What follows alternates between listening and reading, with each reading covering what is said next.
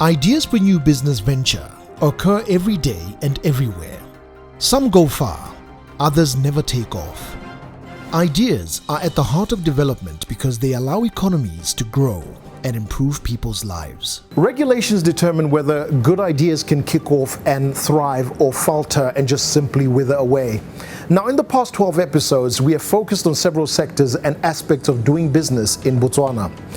And the question still remains, how flexible is it to do business here? My name is Brando Kiabilwe and welcome to Doing Business in Botswana. Sound business regulations can enable business ideas to take root, leading to job creation, economic growth, and greater investor confidence. On the flip side, cumbersome business regulations make it difficult to operate and start a business, and opportunities are lost. As a ministry, we are charged with the responsibility of creating wealth for the nation. And for you to be able to do that, we have to provide the right environment, what we normally refer to as a conducive business environment for business to thrive. We have done that through a number of initiatives. First of all, pieces of legislation that we've put in place to ensure that the environment is right for trading, for competition, for competitiveness in general. We have also come up with structures that support that, structures such as our Botswana Development Corporation that is there to provide funding and take equity in processes, institutions such as Botswana Investment Trade Center that is there to handhold investors to reduce government bureaucracy that is not naturally associated with doing business in a number of environments. We have done that by addressing the SMME sector, by having an institution specifically to nurture the SMME and to provide linkages with bigger companies. I can go on, but it's through legislation, through the right structures to ensure that our environment is competitive enough. According to the latest World Bank report, Botswana has slipped 8 places in the ease of doing business ranks. And to blame are higher taxes as well as decreased access to electricity and credit. This drop in rankings indicates that other countries are implementing policies and reforms to ease the doing of business at a faster rate than Botswana. There is a general belief that Botswana has got one of the most progressive policies in the world and is very much admired about its the economic growth rates that were achieved over the last 3 decades, its ratings in terms of World Economic Forum reports in terms of global competitiveness. But by and large, I have felt that our ability or capability to implement policies has been short because we don't have the profession, we don't have the numbers. As you know, Botswana is a relatively small country with 2 million people. So we have a lot of ideas, but we are limited in terms of capacity to implement.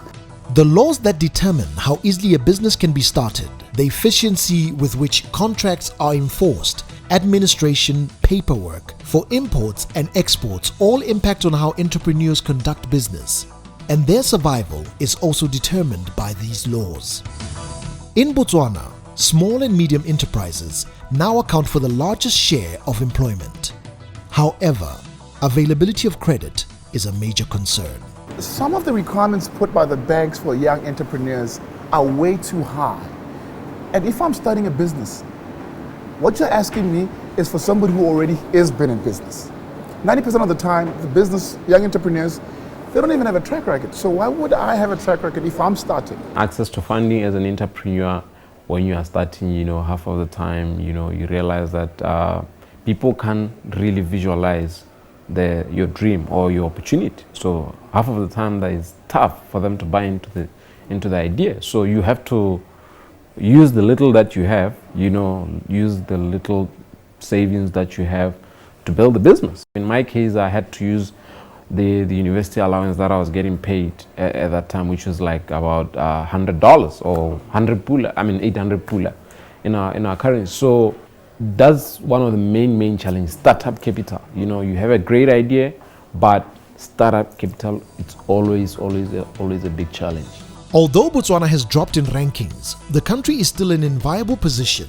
Its location within the region affords investors with opportunities to access the Southern African Development Community's entire marketplace of over 230 million people.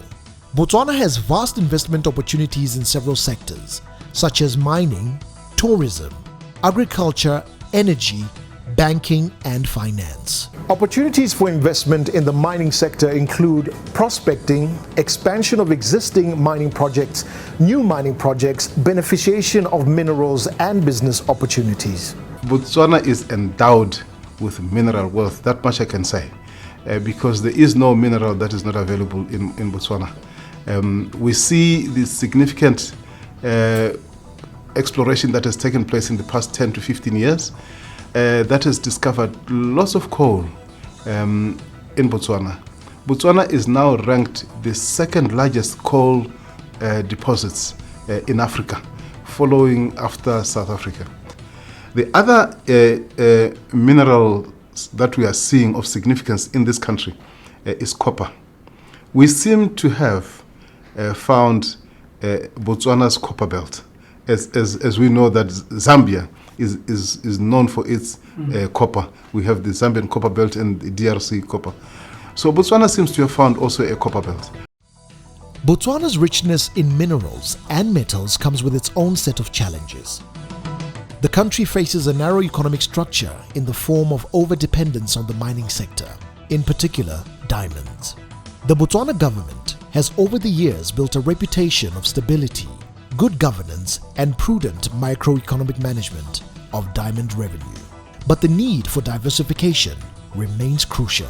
The whole idea why we said we needed to have economic diversification drive was to really coordinate all the efforts in all sectors, coordinate the private sector, coordinate government to make sure that we are all going in a similar direction so that we can measure the pace at which we are driving this thing, we can measure the impact it's having on the economy. That's the whole concept around economic diversification drive. Economic diversification has been the key consideration in recent national development plans. The government has grown the agricultural sector by diversifying production and promoting potential for investment in agro-industrial and supply chain development. Botswana has to become self-sufficient, and we have proved that you can grow stuff here. We just, we need to work on that. We've got to grow what is necessary and really work on that. But I think that it is of paramount importance, not just for the beef industry and the animal industry, but also for our these kind of crops, our horticultural industry. The willingness of foreign firms to participate in agricultural as well as other sector ventures are being negatively affected by processes and procedures imposed by government. The country started with bureaucracy, if you know what I mean. In other words, it started with government dominating all the spaces. So government set up procedures and all that, borrowing these procedures from other countries. Now, if you look at the competitiveness report, the hurdles that are topmost in terms of assisting Botswana to really progress, by and large, it is bureaucracy, red tape. We are a country that's built really around a bureaucracy or a government structure. So people's culture and process are very much a red tape led, if you may. And this has been acknowledged nationally. Now, to try and get rid of those inefficient processes, to try and up the game in terms of the national ethos that is progressive in terms of competitiveness, it means you need to come up with some initiatives. Those initiatives are projects. Those need to be executed as fast as possible so Botswana can catch up. The bureaucratic nature of processes is also affecting local companies. The Botswana government acknowledges the benefits of engaging expatriate skills, but the processes involved in acquiring work and resident permits can be daunting. The regulations are sometimes unclear, and great emphasis is placed on the officials and immigration board in deciding further requirements and decisions. We have a very conducive business environment in terms of issuance of work and residence permits, issuance of licenses, company registration. We also provide general investment information to investors. We have service level agreements with a number of institutions, one of which being the Water Utilities Corporation, as well as the Register of Companies. This service level agreements facilitate quicker and speedy issuance of permits to deserving and qualifying investors. The question often asked is, how can Botswana keep its sparkle without diamonds? Botswana is trying to reduce its dependence on diamond mining, and part of the answer to that is developing a strong manufacturing sector because it plays an irreplaceable role in driving economic growth and development. If you were to come here and to produce, we will favor you more than if you were to come here and just retail. So the focus of government is in manufacturing, because if you manufacture, if you come and come up with companies that will industrialize this nation, then it makes logical sense for us to focus on you more than if you just come and sell commodities from elsewhere, because there is no direct benefit to the economy. I think it would be remiss of us as government if we could just encourage creation of jobs in other destinations other than creation of jobs. Therefore, we give you security to say, you come and produce, you spend your money, we will support you. And we will buy from you, the nation will buy from you, and that is the only way you can grow, and then you can then look at exporting as well. As Botswana looks ahead, she needs to follow prudent fiscal management policies in order to enhance the confidence of the private sector.